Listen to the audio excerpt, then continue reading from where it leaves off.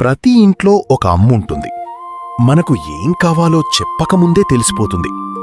కాని మనం ఏం దాచినా మాత్రం అది కూడా తెలిసిపోతుంది. ఇదిగో ఈ ఇంట్లో ఉండేది లక్ష్మి. ఆమె కొడుకు చింటూ ప్లాన్ వేసుకున్నాడు. అతనికి కొత్త వీడియో గేమ్ కావాలి. కాని గేమ్ కొనడానికి డబ్బులు కావాలి. అమ్మనడిగితే మాత్రం చదువుకో అని సమాధానం వస్తుందని అతనికి బాగా తెలుసు. అమ్మా, స్కూల్ ప్రాజెక్ట్ కోసం 500 రూపాయలు కావాలి. ఏ ప్రాజెక్ట్? Science projects 2. ఏం తయారు చేస్తావు? రోబోట్ ఏం చేస్తుంది? అది నాకు హోంవర్క్ చేస్తుంది. అది సైన్స్ ప్రాజెక్టా లేక నీ సోమరితనానికి ప్రాజెక్టా? చింటూ చెప్పిన మాటల్లో ఏదో తేడా ఉందని అమ్మకు అనిపించింది. అయినా ఆమె ఏమీ అడగకుండా ఒక చిన్న పరీక్ష పెట్టింది. సరే, డబ్బులు ఇస్తాను. నిజంగానా అమ్మా? అవును. ముందు నీ స్కూల్ బ్యాగ్ తీసుకురా. బ్యాగ్ ఎందుకు అమ్మా? నీ సైన్స్ ప్రాజెక్ట్ ఎక్కడ ఉందో చూద్దాం. అయ్యో, ఇది ఏంటి? అది ప్రాజెక్ట్లో భాగం. అది ప్రాజెక్ట్. మరి ఈ గేమ్ కూపన్? ఇది కూడా సైన్స్ ప్రాజెక్టేనా? అవును. ఎలా? మనిషి ఎందుకు గేమ్స్ ఆడతాడో తెలుసుకునే ప్రయోగం. అయితే నీ మీదే ప్రయోగం చేద్దాం. ఏంటి? ఒక వారం మొబైల్ లేదు. అమ్మా! ఒక వారం టీవీ లేదు. అమ్మా!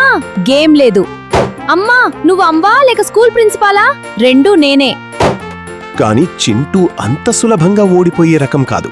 అతని మెదడులో మరో ప్లాన్ వచ్చింది. చింటూ గదిలోకి వెళ్లి ఒక కాగితం తీసుకొస్తాడు. అమ్మా, నేను నిజంగా ప్రాజెక్ట్ చేస్తాను. ఏ ప్రాజెక్ట్? అమ్మల మీద. అంటే అమ్మలు ఎలా పిల్ల మనసులో ఉన్నది ముందే తెలుసుకుంటారో తెలుసుకోవడానికి. దానికి ప్రాజెక్ట్ అవసరం లేదు. ఎందుకు? నువ్వు పుట్టినప్పటి నుంచి నేను అదే ప్రాజెక్ట్ చేస్తున్నాను. అమ్మా, నిజం చెప్పనా? చెప్పు. నాకు గేమ్ ఆడాలి అనిపించింది, అందుకే అబద్ధం చెప్పాను. గేమ్ ఆడటం తప్పు కాదు నాన్నా, కానీ అబద్ధం చెప్పడం తప్పు. సారీ అమ్మా. సరే, కానీ ఒక షరతు. ఏంటి? ముందు హోంవర్క్.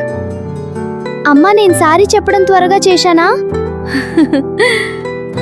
చింటూ, పుస్తకం తెరిచి కూర్చో. అవును అమ్మా. ఒక్క నిమిషం గేమ్. చింటూ! అమ్మా, నేను మొబైల్ చూడలేదు. నేను మొబైల్ గురించి అడిగానా? అయ్యో! చూశారా పిల్లలు? అమ్మకు ఏం దాచినా అమ్మకు తెలిసిపోతుంది.